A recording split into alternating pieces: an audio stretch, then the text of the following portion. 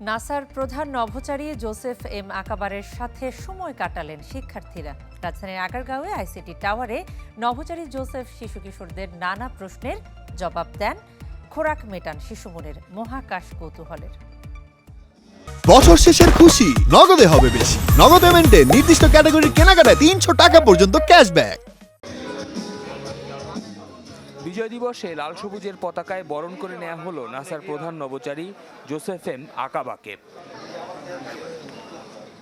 বেসিসের আয়োজনে এই অনুষ্ঠানে দেশের নানা প্রান্ত থেকে শিক্ষার্থীরা আসেন নাসার নভোচারীকে সামনে থেকে দেখতে।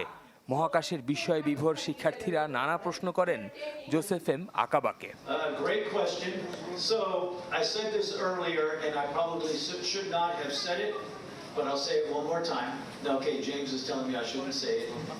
জানান কখনো টানা 6 মাস, কখনো 300 দিন মহাকাশের স্টেশনে থাকার অভিজ্ঞতা।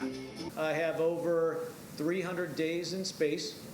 Once with the space shuttle, very short mission going to the International Space Station, and then 2 flights going with the Russians on a Soyuz spacecraft.